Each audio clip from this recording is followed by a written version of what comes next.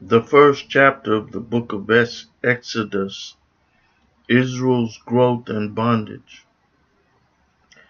Now these are the names of the children of Israel which came into Egypt. Every man in his household came with Jacob: Reuben, Simon, Levi, and Judah, Issachar, Zebulun, Benjamin, and Dan, and Naphtali, Gad, and Asher.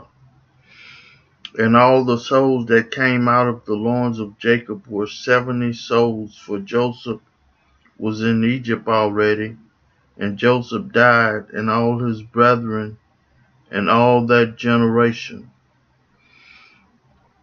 And the children of Israel were fruitful, and increased abundantly, and multiplied, and waxed exceedingly mighty, and the land was filled with them.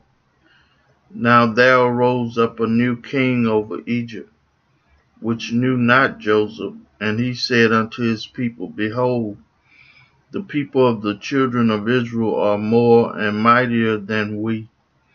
Come on, let us deal wisely with them, lest they multiply, and it come to pass that when there falleth out any war, they join also unto our enemies, and fight against us, and so they get them out of the land.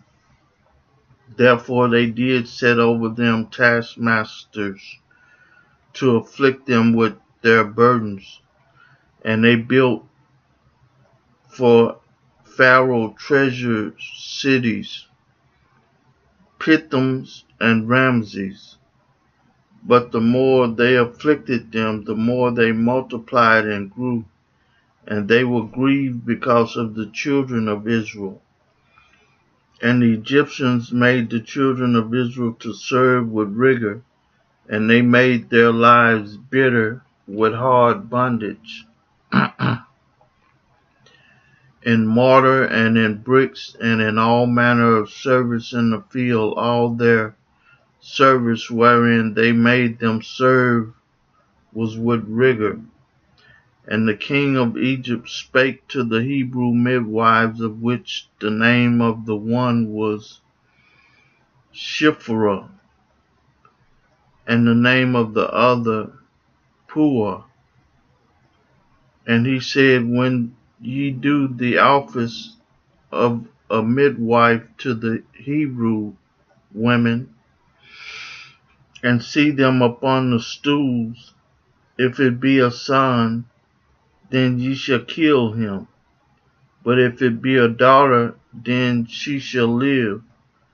But the midwives feared God, and did not as the king of Egypt commanded them, but saved the men children alive. And the king of Egypt called for the midwives, and said unto them, Why have ye done this thing, and have saved the men children alive?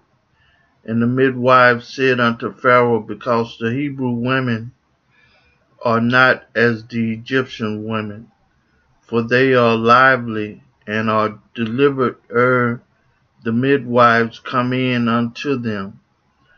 Therefore God dealt well with the midwives, and the people multiplied and waxed very mighty.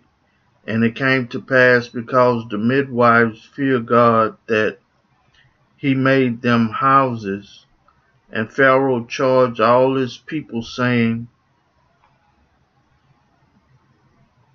Every son that is born ye shall cast into the river, and every daughter ye shall save alive.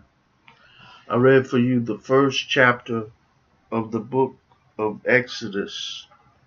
May God add a blessing to the hearers and the doers of his word.